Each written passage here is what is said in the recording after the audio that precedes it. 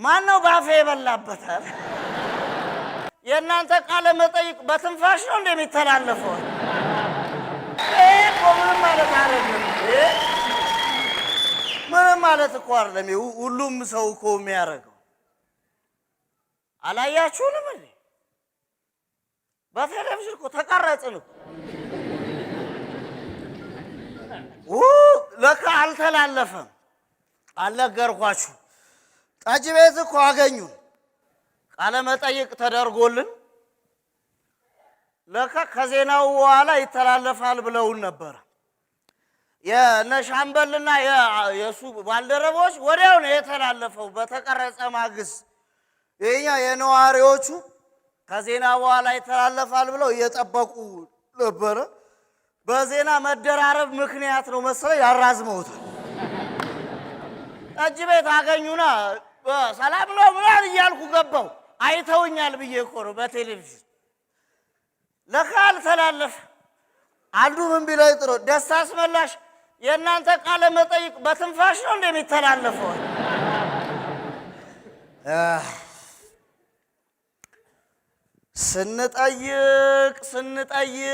ስንጠየቅ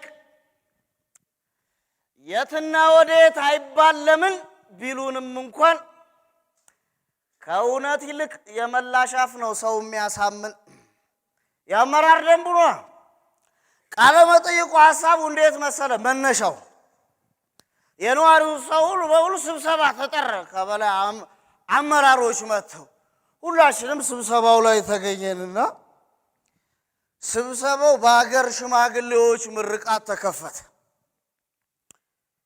ብዙ ጊዜ ስብሰባ በሽማግሌዎች ምርቃት ከተከፈተ ወይ ጨንቋቸዋል ወይ ግራ ገብቷቸዋል ማለት ነው።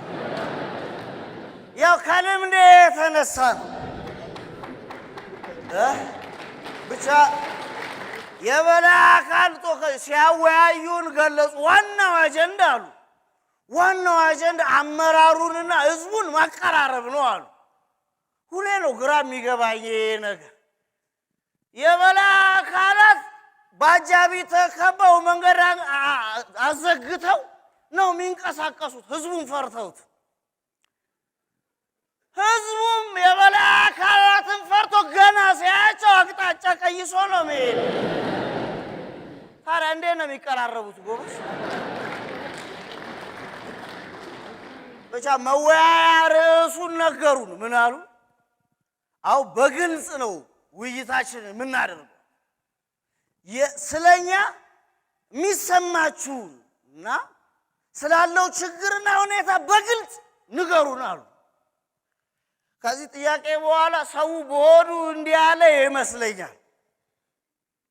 ያኮ በግልጽ መናገር እኮ አይደለም የከበደን፣ እንዴት አድርገን እንደምንገልጽ ነው የጨነቀ። በግልጽ ስለናንተ እኮ ማውራት እንችላለን፣ መወያየት ብናሳያችሁ ይሻላል። ያጠፋችሁትና የምታጠፉት ድንገት ካላያችሁት ምናምን አለ። ግን ከሁሉ እኛ የምንፈልገው ወይ መጨረሻችሁን ወይ መጨረሻችንን ማየት ነው።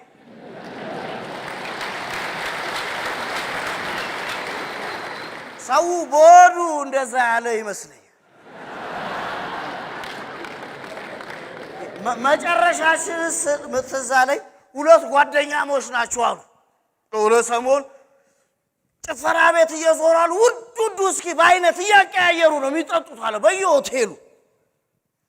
ከጊዜ በኋላ ወደ ባር ዝቅ ብለው ቢራ ጀመሩ።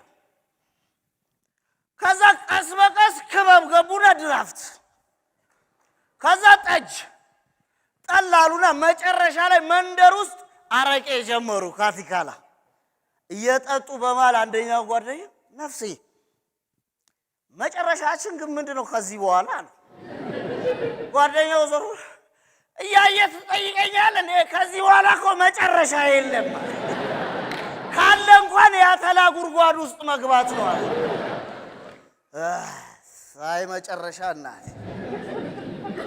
ብቻ የስብሰባው መጨረሻ ላይ ምን ተነጋገርን? ነዋሪው ጠየቀ። የኛ ሰፈር ነው በኩል አይን እንተያይ፣ ለምንድነው ምን ለያይ እድል ይሰጠን እኛም በቴሌቪዥን እንታይ መክፈላችን ካልቀረ አይደል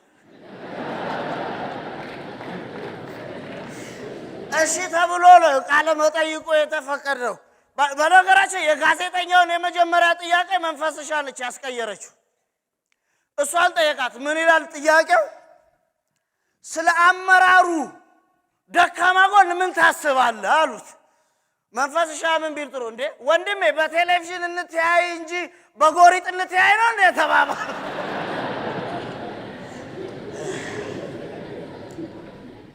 እንደ ተማሪው ላለመሆን እኮ መንፈስሻ ተማሪ በድብቅ የተማሪዎች ምሳቃ ቤት ውስጥ ገብቶ ሰርቆ እየበላ እጅ ከፍንጅ ሲያዝ አተ ሌባ ሲሉት አራልበላው ማለት ምንድነው ሲል አፉን እየጠረገ ማን ነው ባፌ የበላበታል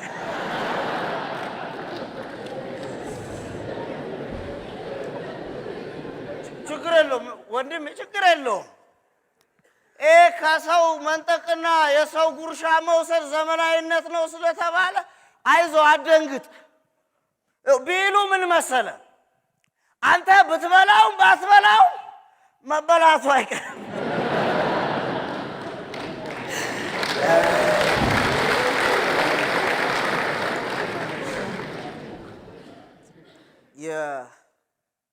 እንደዚህ ስብሰባ አሉ ብዙ አበላላረል ያለ እንደኛ ተሰበሰቡ አሉ ስልጣና ነው እና የስልጣናው ርዕስ ምን ይላል ኢትዮጵያ የ13 ወር ጸጋ የሚል እና አዋዩ መድረክ ላይ እኛ የራሳችን መቁጠሪያ ያለ መገለጫችን ልዩ ሆነ እኛ ብቻ ነን 13 ምናምን አለና የአበል ሰዓት ላይ ሊቀበል ሄደ ይሄን በቃ እንግዲህ አንድ ቀን ቢሆንም የተሰበሰቡት ቦር ይሰላሉታል ግን ያው በጳጉሜ ወር ነው አሉት በጳጉሜ 5 ቀን ያናቴ መገለጫ መቁጠሪያ ያለ ሰውዬ ግድ የለም በፈረንጆቹ አርጉልኝ በ30 አለ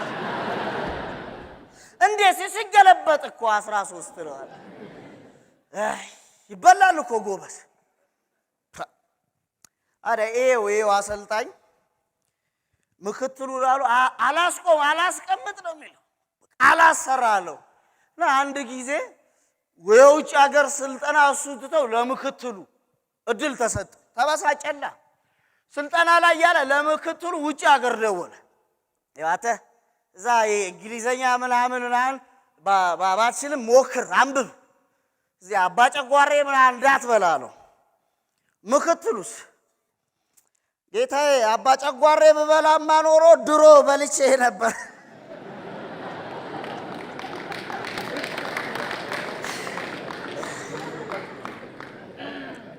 ሰው ብሶበታል እናቴ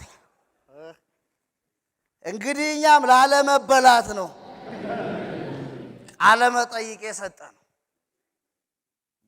እንትን እኮ ነው ይሄ ኮደክ አይቀር በክቱ ደቅ ይባል የለ ለምን መሰለ በክት ስትወርቅ የልብስ መቆሸሽ ሰው ይጠራል እኔ መሰለ ሰውዬ ገፍተውት እኮ ነው ገፍተረው ትባላል በመናኛው ልብስ ኮደክ ሰካራ ጠግቦ ወድቆሎ ነው የምትባለው ለዚህ ነው እኔም እንደማይገባ ከመታየት እውነትና እምነትን ተቀብሎ በሚገባ ለመታየትን መርጬ ሐቁን የተናገርኩት ጥያቄው ቀላል ነው ጋዜጠኛው የጠየቀን ሁላችን ነው ሀገር ለናንተ ምንድናት ነው ሁሉ በየተራ የሰፈራችን ሰው የተነሳ ጥያቄው መመለስ ጀመረ በመምህር ቀኔ ነው የተጀመረው ሀገር ለኔ የፊደል ገበታ ነች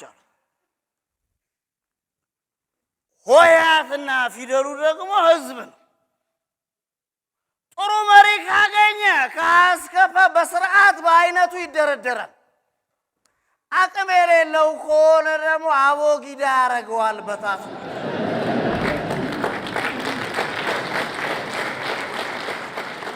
ነገር ግን ሆሄና ፊደል የሚባለው ህዝብ ፊደልነቱን አምኖ ገበታውን ለማቆየት ከፈለገ አክብሮና በአንድ ቦታ ጸንቶ መቆየት አለበት አሉ።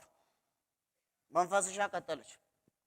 ሀገር ለኔ ገበያ ነች፣ ግን ጥሩ ደላላ ትፈልጋለች። የትትብትት ብሎ የሚሸጠውን የሚሸጥ የማይሸጠውን ደግሞ የሚያካስራል።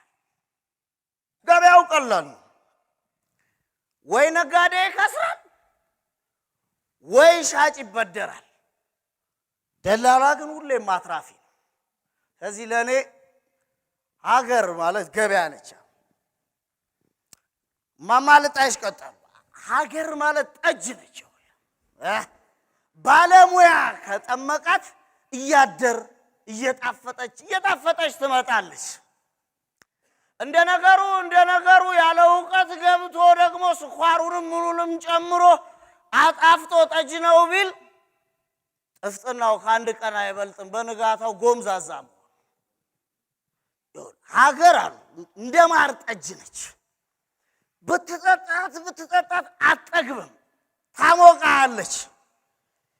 ልክህንና ቦታዋን ካላወክ ግን ወንድሜ አንገዳግዳ ቱቦ ትከታለች አሉ።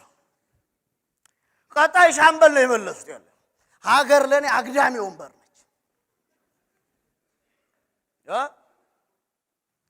ወንበሩን ህዝቡ አዋቶ ቢገዛው ቢሰራው የአግዳሚው ባለቤት ግን እድሩ ነው፣ አዛዡ የእድሩ ዳኛ። ስትፈልግ ሰርግ ላይ፣ ከሰርግ ላይ አንስተ ለቅሶ ላይ፣ ከለቅሶ ላይ አንስተ ስብሰባ ላይ ታስቀምጠዋል። እንደፈለክ እየደረደርክ ብፌ ሲል ጨርቅ ታለብስለታለህ። አግዳሚ አልጋ ሲል ትገጣጥምለታለህ። አረ መደገፊያ የለውም ካለ ቆም። ህዝቡሌ መደገፍ ነው ያለበት ትለዋል። ምክንያቱም ሀገር አግዳሚ ወንበር ነች። ቀጠሉ። የድራችን ጥሩምባ ለፋፊ ጋሽ ጥሩምቤ ሀገር ለኔ ጥሩምባ ነች። ከጩኸት ውጪ ምንም ጥቅም የላትም። ምን መርዶና ለቅሶ ከመለፈፍ ሰርግና ጥሪ ከመጥራት ውጪ ምንም ጥቅም የሌላት ነገር ነች። ሁሉም እያነሳ አይደል የሚያንጋጋባት አለ። ታዲያ እሷን ይዘህ ሰው ውስጥ የሚወጣው ለምን መስሎ ነው? ወይ ቅጣቱን ፈርቶ ወይ ሰው ምን ይለኛል ብሎ ነው። ድምጿን አክብሮ መስሎ ጥሩምባ ነች አለ። በመጨረሻ ድሉኛ ጋር ደረሰ። ለእርሶስ ሀገር ማለት ምንድን ነች አለኝ። እነዚህ ቅድም የጠየካቸው ሰዎች ናቸው ለኔ ሀገር ማለት አልኩ። እንዴት? እነሱ እኮ የተለያየ ሀሳብ ነው ያላቸውና የገለጹት አለ እኮ። ሀገር ማለት የተለያዩ ሰዎች በአንድ ላይ የሚኖሩባት ማለት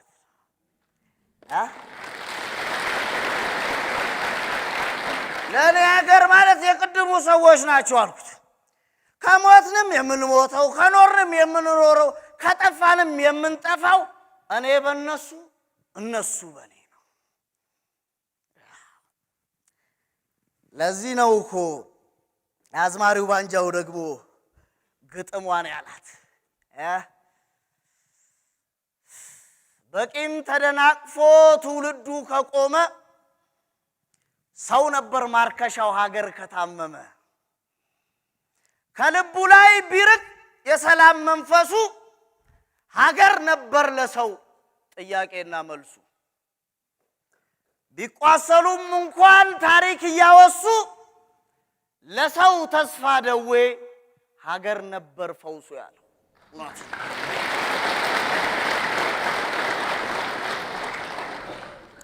ጥያቄው ምን መሰለ? የትኛው ነው ትክክል የሚለውን መምረጥ። በራስ ውስጥ ሀገርን መፈለግ ወይስ በሀገር ውስጥ ራስን መፈለግ? መልሱን የሚያከብድብህ ምን መሰለ? ይህን ጥያቄ ተርጓሚ ይዘህ ከወሰድከው። ምክንያቱም የዚህ ሰፈር ተርጓሚ ከባድ ነው። አንዱ ውሃ ያለው ንግድ አያከስርም ሲባል ሰምቶ ነው አሉ። ወተት ውስጥ ውሃ እየከተተ ይሸጣል። የሰፈር ትርጉም እኮ ከባድ ነው። ከዛ ምንድን ነው ስትለው ያው እንዳገባቡ ነው ትርጉም ይልሃል። ወንድሜ ልክ ነህ፣ እንዳገባቡ ነው። ስኳርም ማርም እንዳገባቡ ነው ጠጅ የሚባለው። ጠፍጥና የሚለየው በመሰነባበት ላይ ነው ወንድሜ። ትርጉም እንዴት እንደሆነ ላሳይ። የሰፈር እንደው እንዲህ ሲቸገር እንዴት ዝም ይባላል አሉና የሰፈር ሰዎች አዋተው ለጎረቤታቸው እርጉዝ ግመል ገዙለት። ወዲያ ወለደችና ሰውየው ላሟ እንትሯ ግመሏን ወተት ይሸጣል ለሰፈሩ ሰው። ሌላ ደገመችለት። ከዛ የሰውዬ ውሃ እየጨመረ ይሸጣል። ብዙ ገንዘብ ያገኛል። የሰፈሩም ሰው ይገዛዋል። ግመሎቹ በርካታ ሆኑለት። ነገር ግን በስተውለትም ውሃ መጨመሩን አልተውም። አንድ ቀን ሰፈር ውስጥ ደራሽ ውሃ መጣ፣ ጎርፍ። ግመሎቹ እንዳለ ጠራርጎ ወሰደለት።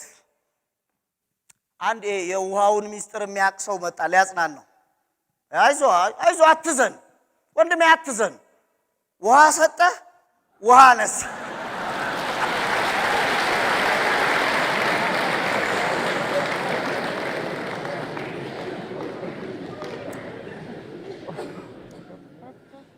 ፍለጋችን ትክክል አይደለም ጎበስ። የት እንደምንፈልግ ማንጋ እንደምንፈልግ ተምታቶብናል። ስለዚህ ፍለጋችንን ማስተካከል አለብን። እንዴት መሰለ ይሆንን ያለ ነው። የደቦላ አንበሳውና የበጎቹን ታሪክ ታውቀዋል?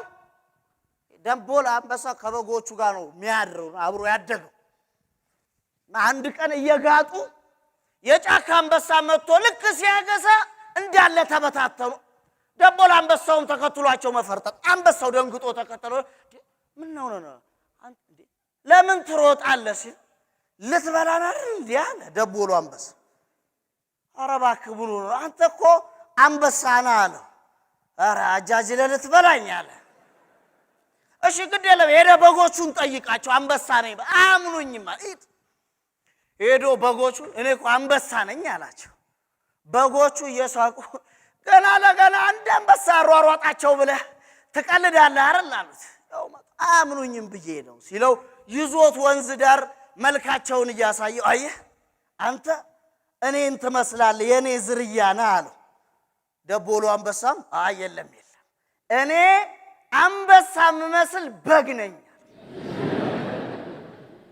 በግ ነኝ አንበሳ ነህ ሲባባሉ ቆዩትን ቆይሽ ብሎ ድምጹን እንለማመድ አንድ ዘዴ ያለኝ ብሎ እንደ አንበሳ አክሳ ሲለው እምበ ይላል። በስንት መከራ ቻለን። አሁን ቀስ ብለ ቁጥቋጦ ውስጥ ሄደ በጎቹን አስደንብራቸዋል። እንደተባለው ሲያደርግ በጎቹ እኔ ደስ ተሰማ ሮጦ አንዷን ሲዘነጥላት ከለመደው ሳርና ቅጠል የሚጣፍጥ ስጋና ደም ሆነለት። ደቦላ አንበሳ ቀስ በቀስ ጨረሳቸው አብሮ አደጎቹ። ታሪኩ ሁለት እኮ ነው። አንደኛው የማይተዋወቁ ሰዎች አንድ ላይ ይኖሩና ሲተዋወቁ ይጠፋፋሉ። ሁለተኛው አሳልፎ አሽከርነት ይሰጥና ማንነቱን ስትነግረው ራሱ አይቀበልም። ማንነቱን ቢያውቅ እንኳን ዘግይቶ ነው። ያወቀ ግን ሁሉንም ነገር ያጠፋል። የአንበሳው ጥፋቱ ያለ ቦታው መገኘቱ፣ ያለ ተፈጥሮ። ሰውም በተፈጥሮ መገኘት አለበት። ልክ እንደዚህ ሀገር በሰው ውስጥ መገኘት አለበት፣ በሰው ውስጥ ሀገር መገኘት አለበት። ፍለጋችንን የምንጀምረውና ራሳችንን የምናውቀው ምን ስንቀምስ ነው? ወንድሜ ደም ለጆሮ ምኑ ነው? በሽታው አይደል? ለጆሮ ጠቃሚው ምላስ ነው። ደም ስር ነው ለደም ጠቃሚው። ሁሌ ፍለጋችን መፈክር መሆን ይችል ነበር የሚለው እስከ መቼ ይሆናል? ፍለጋችን ሁሉ በሩቅ ሆኖ መፈራረጃ አይደል? እንዴት እንደሆነ ላሳይ። ሻምበል ታሟል፣ ተኝቷል።